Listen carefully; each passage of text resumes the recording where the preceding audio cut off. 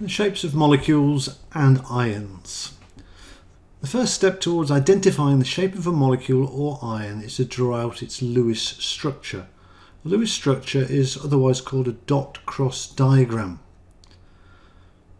This means that you put in all of the electrons that are in the outer shell of each atom when it's bonded together into the molecule or ion.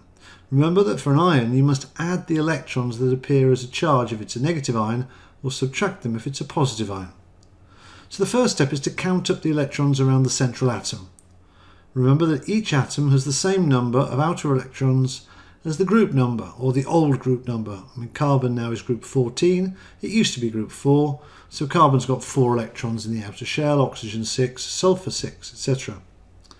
And then you try to make structures with full octets around each atom. Remember that's just not possible for compounds with odd numbers of nitrogen atoms, because nitrogen itself has got 5 electrons in the outer shell. It's in group 5 or 15, which means no matter how hard you try, you cannot get an even number of electrons in a compound that contains an odd number of nitrogen atoms. Let's have a look at a few examples. Water. Water is one of the most commonly asked questions in exams. The central atom is oxygen. It's in group 6 or 16, so it provides 6 electrons. And there are 2 hydrogen atoms, each providing 1 electron, which makes 2, obviously. So 6 and 2 means the total number of electrons around the oxygen is 8, which can be separated into 4 pairs.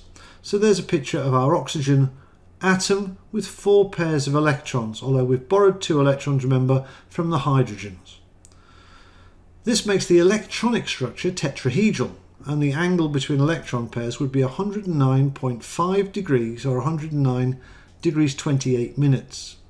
But only 2 of the electron pairs are involved in bonding hydrogens, and this means that the molecule is angular, because the lone pairs are ignored, because they're invisible. So here is our picture of the water molecule, what would be the electron or Lewis structure picture of the water molecule, where hydrogen is bonded, there are 2 hydrogens bonded by pairs of electrons, and there are 2 lone pairs. Now this picture here gives a misleading impression that the molecule is going to be linear, but of course this is a 3-dimensional representation down here. And you can see that the hydrogens will actually adopt positions at angles to each other corresponding to the tetrahedral bond angle. Nearly. In fact, the lone pair repulsion and the lone pair bonding pair repulsion is greater than the bonding pair repulsion. This is known as the valence shell electron pair repulsion theory. And so the effect of having 2 lone pairs repel the 2 bonding pairs of electrons that are holding the hydrogens, so the hydrogens get squeezed closer together, and they get squeezed down from about 109.5 degrees down to about 104.5 degrees. So the result is a squeezing of about 5 degrees, and we could say that there's 2.5 degrees of squeezing per lone pair. Let's have a look at the next example. Ammonia, NH3,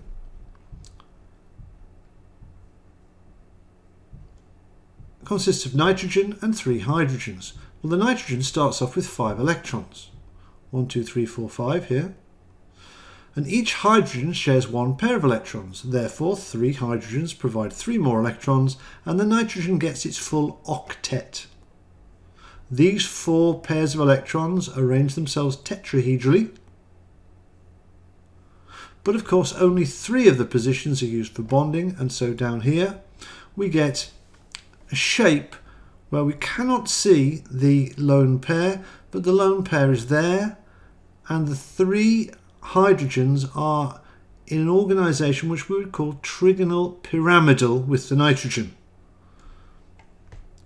There's our original picture with the 3 pairs, but this then turns, it looks like this, because we can't see the lone pair once again. It's invisible.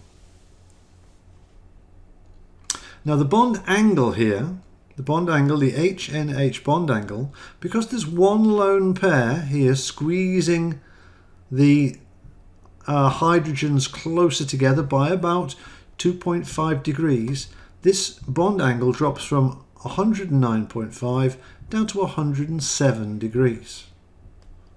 These numbers are very useful if you can remember them. Let's have a look at an ion. Ions are species that carry a formal charge. They carry a plus or a minus or 2 plus or 2 minus. So a hydroxide ion here, OH minus, well, again, we can count up. Oxygen's got 6 electrons, hydrogen's got 1, that makes 7, but we must add in 1 more for the minus of the OH minus. That makes 8. So once again, we have 4 pairs of electrons. The electronic arrangement around the ion is tetrahedral.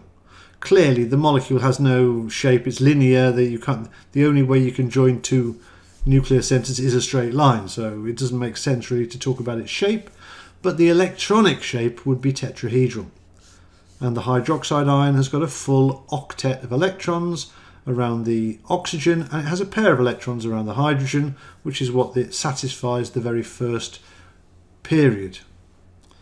Now if we look at the next ion, this positive ion is the hydronium or hydroxonium ion, H3O+. This time we've got 3 hydrogen electrons plus 6 from the oxygen, that makes 9, but we've got to knock 1 off because it's got a positive charge, so that makes 8. So once again, the oxygen has an octet of electrons, and the electrons will arrange in a tetrahedral orientation. But this time, 3 of the pairs of electrons are being used to bond hydrogens. And so we can see from the dot cross picture down here, the hydronium ion, that we've got 4 pairs of electrons around the oxygen, so it's got its full octet. Each of the hydrogens has a pair of electrons, so it's got its pair, which it needs to satisfy the first period requirement. But the shape, if we hover over, will be, once again, trigonal pyramidal, because of the electronic organisation being tetrahedral, and only 3 of those sites are being occupied by hydrogens. Let's move on to the next one. Now, some molecules are said to be electron deficient because no matter what we do, we cannot get to a full octet. And such molecules only exist in the gaseous form. This particular molecule, boron trifluoride, well, boron is in group 3 or 13, it's got 3 electrons. 3 fluorines provide 3 more electrons for the boron, and that satisfies the fluorine's 8, or the octet around the fluorine, but of course the boron now only has 3 pairs of electrons around it. So if the electron domains form a trigonal planar shape, and that trigonal planar shape has a bond angle, the F bond angle of 120 degrees. The boron trifluoride is said to be electron deficient, and in the solid state, the boron trifluoride molecules will join up to make a polymeric structure in which all of the borons do in fact have a full octet, but in the gaseous state it's electron deficient. Now nitrogen dioxide is one of the cases I talked about earlier, saying nitrogen has 5 outer electrons, and with 1 nitrogen you cannot make a full octet. So here nitrogen has to bond to 2 oxygens. The formula is NO2.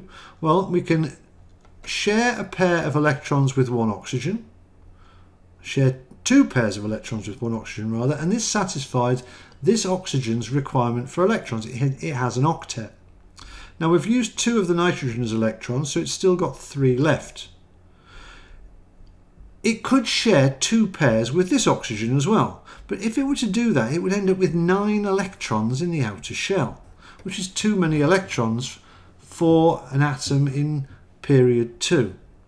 Instead, what the nitrogen can do is it can coordinate a pair of its own electrons into the oxygen's outer shell. This forms a dative coordinate bond. It's a shared pair of electrons like any other shared pair. And this means the nitrogen has only 7 electrons around in its outer shell. It is electron deficient. And what happens? Nitrogen dioxide is sometimes called a free radical molecule. It's got this single unpaired electron and it's very reactive. In fact, under normal conditions, two nitrogen dioxide molecules will get together to make dinitrogen tetroxide, where they share this electron, or share a pair of these electrons between two molecules. So here's a bit more of a treatment of nitrogen dioxide. Nitrogen group 5 has got 5 valence electrons, 5 or 15, remember now, 5 valence electrons. Each oxygen has 6. Each oxygen bonded shares one pair of electrons per bond. In this case, only one oxygen could be double bonded, as the two double bonds would exceed the octet around the nitrogen. The second oxygen makes up its octet by accepting a lone pair of electrons from the nitrogen. This is a dative coordinate bond. So this is our Lewis structure of nitrogen dioxide.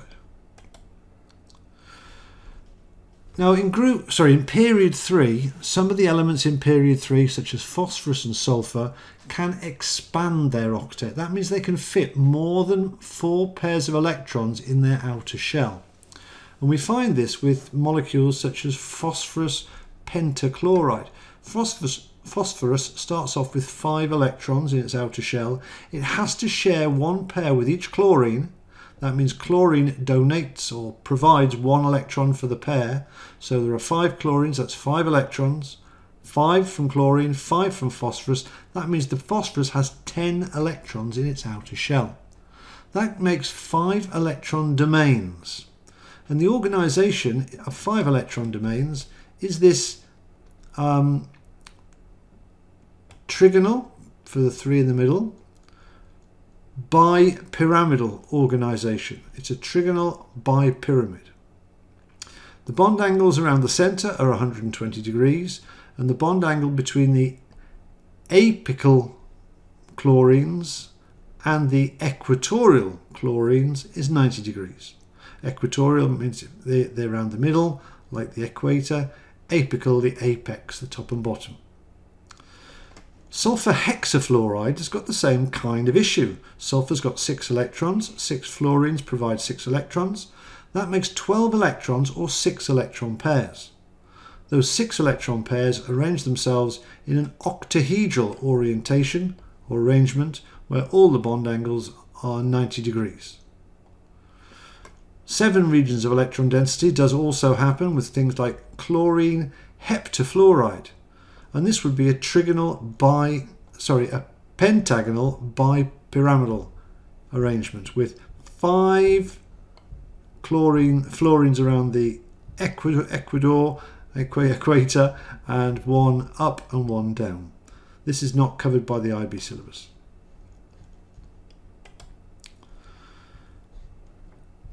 Moving on to the noble gas xenon from group number 8 provides 8 electrons.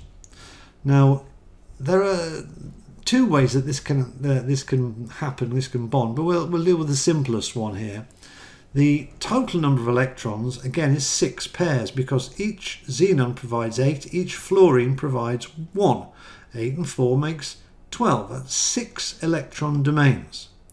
Those 6 electron domains arrange themselves as a octahedral shape, and in this case there are 4 fluorines and they adopt the positions which minimize the repulsions between the lone pairs, and this is square planar.